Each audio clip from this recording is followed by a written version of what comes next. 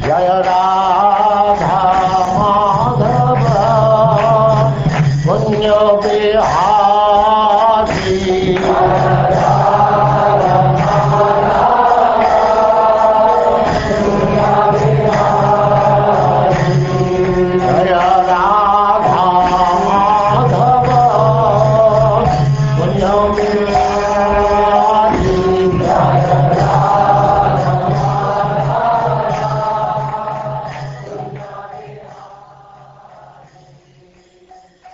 And now, Chapter 14, King Pururava, enchanted by Urvasi.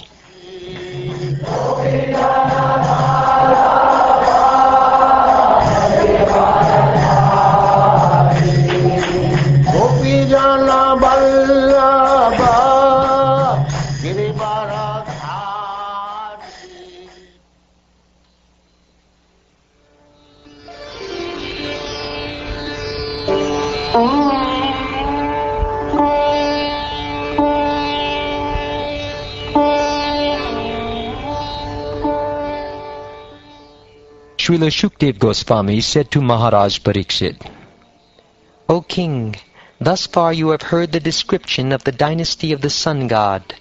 Now hear the most glorious and purifying description of the dynasty of the moon god.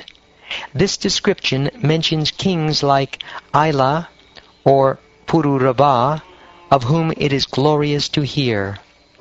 Lord Vishnu, or Garbhodakashayi Vishnu, is also known as Sahasra Shirsha Purusha. From the lake of his navel sprang a lotus, on which Lord Brahma was generated. Atri, the son of Lord Brahma, was as qualified as his father. From Atri's tears of jubilation was born a son named Soma, the moon, who was full of soothing rays. Lord Brahma appointed him the director of the Brahmins, drugs, and luminaries. After conquering the three worlds, the upper, middle, and lower planetary systems, Soma, the moon god, performed a great sacrifice known as the Rajasuya Yagya. Because he was very much puffed up, he forcibly kidnapped Brihaspati's wife, whose name was Tara. Although requested again and again by Brihaspati, the spiritual master of the demigods, Soma did not return Tara. This was due to his false pride. Consequently, a fight ensued between the demigods and the demons.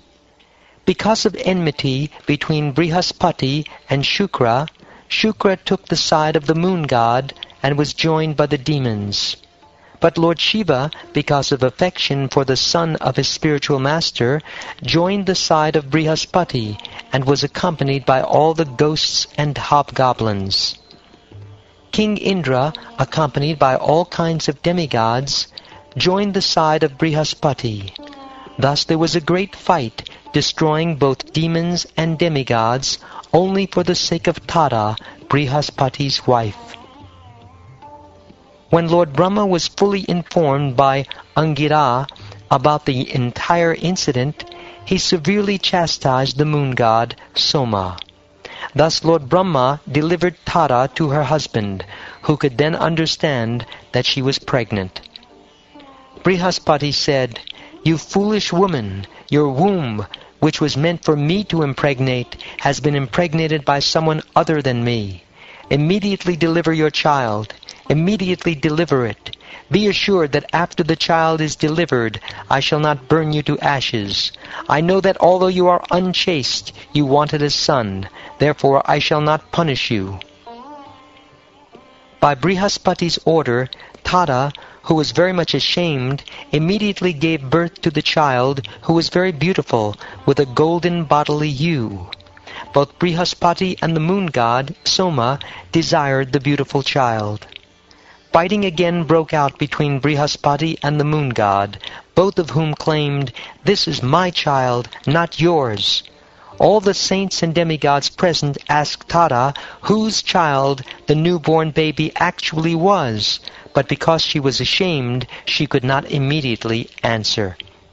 The child then became very angry and demanded that his mother immediately tell the truth.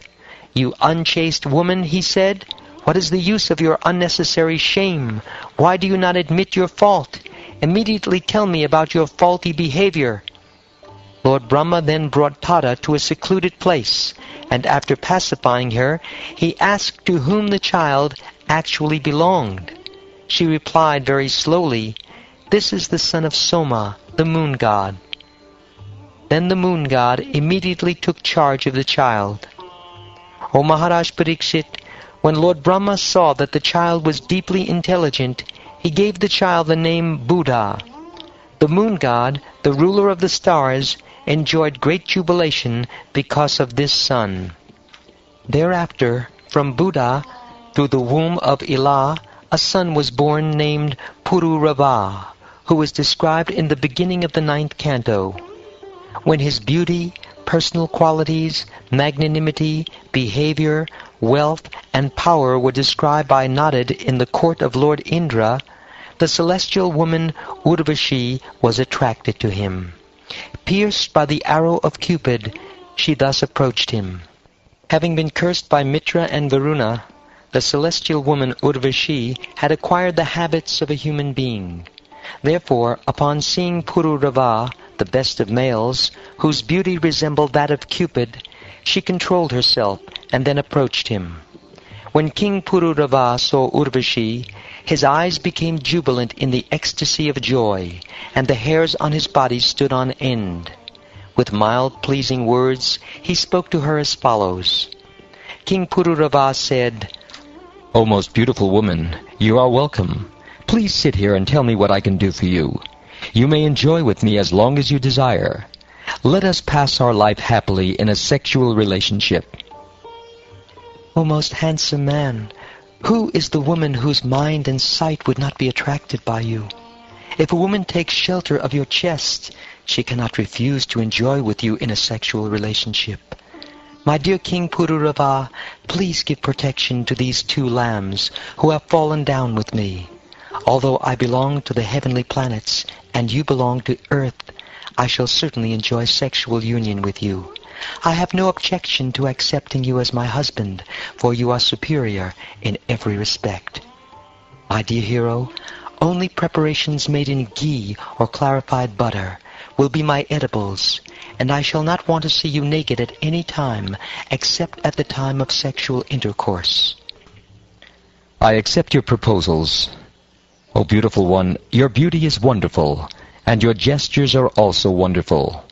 Indeed, you are attractive to all human society. Therefore, since you have come of your own accord from the heavenly planets, who on earth would not agree to serve a demigoddess such as you?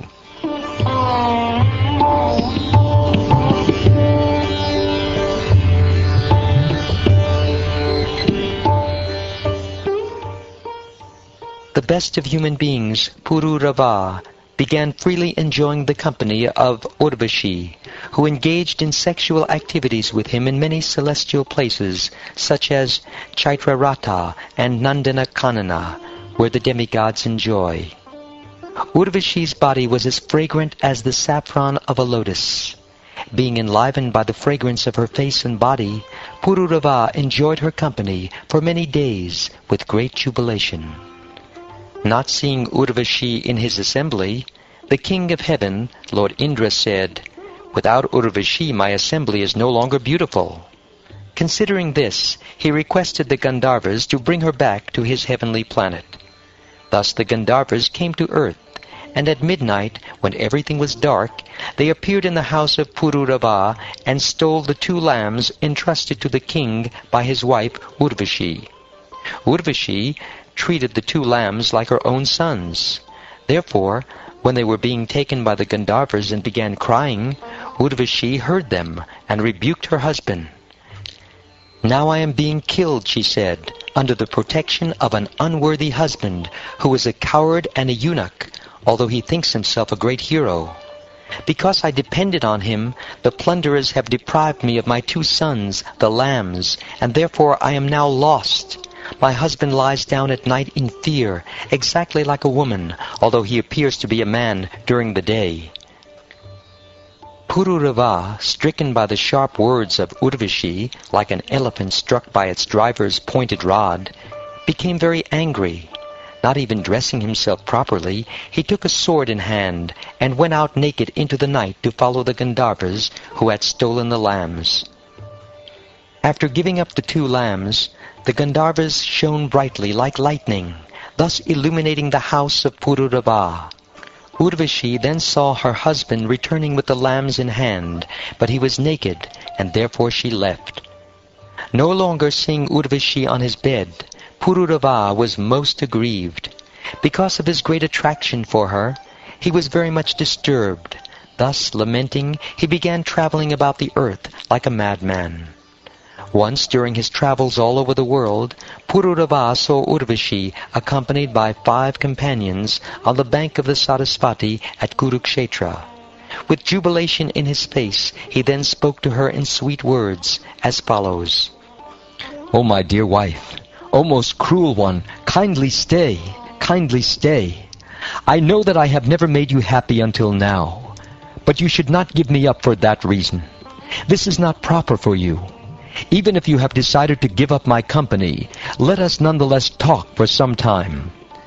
O goddess, now that you have refused me, my beautiful body will fall down here, and because it is unsuitable for your pleasure, it will be eaten by foxes and vultures. My dear king, you are a man, a hero.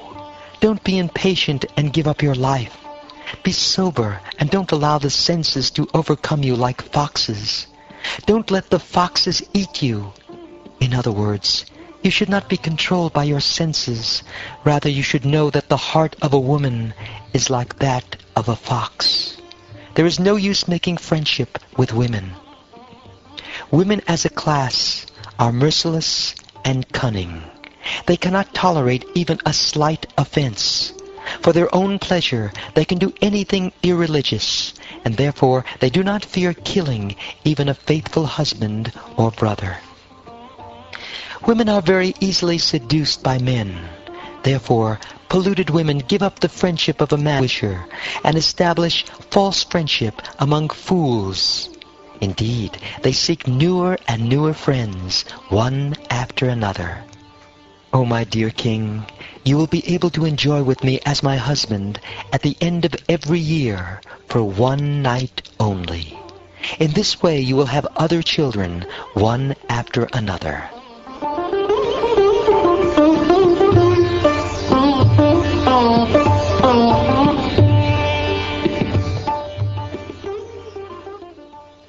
Understanding that Urvasi was pregnant, Pururava returned to his palace. At the end of the year, there at Kurukshetra, he again obtained the association of Urvasi, who was then the mother of a heroic son.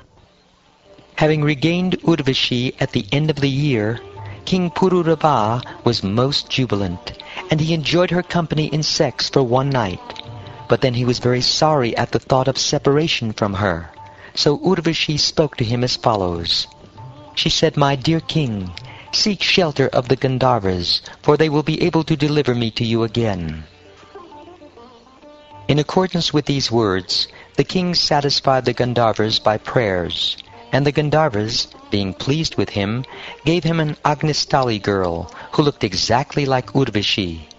Thinking that the girl was Urvasi, the king began walking with her in the forest, but later he could understand that she was not Urvasi, but Agnistali.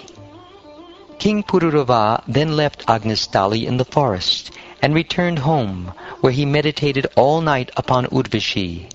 In the course of his meditation, the Treta millennium began, and therefore the principles of the 3 Vedas, including the process of performing yajna to fulfill fruitive activities, appeared within his heart. When the process of fruitive yajna became manifest within his heart, King Pururava went to the same spot where he had left Agnistali. There he saw that from the womb of a shami tree, an ashvata tree had grown. He then took a piece of wood from that tree and made it into 2 aranis. Desiring to go to the planet where Urvasi resided, he chanted mantras, meditating upon the lower arani as Urvasi, the upper one as himself, and the piece of wood between them as his son. In this way he began to ignite a fire. From Pururava's rubbing of the Adinis came a fire. By such a fire one can achieve all success in material enjoyment, and be purified in seminal birth, initiation, and in the performance of sacrifice, which are invoked with the combined letters A-U-M, Om. Thus the fire was considered the son of King Pururava. By means of that fire, Pururava, who desired to go to the planet where Urvasi resided, performed a sacrifice by which he satisfied the Supreme Personality of Godhead, Hari, the enjoyer of the results of sacrifice. Thus he worshipped the Lord, who is beyond the perception of the senses, and is the reservoir of all the demigods. In the Satya Yuga, the first millennium, all the Vedic mantras were included in one mantra, Pranava, the root of all Vedic mantras. In other words, the Atharva Veda alone was the source of all Vedic knowledge. The Supreme Personality of Godhead, Narayan, was the only worshipable deity. There was no recommendation for worship of the demigods. Fire was one only, and the only order of life in human society was known as Hamsa. O Maharaj Pariksit, at the beginning of Treta Yuga, King Pururava inaugurated a karma kanda sacrifice. Thus Pururava, who considered the Yajnik fire his son, was able to go to Gandharva Loka as he desired.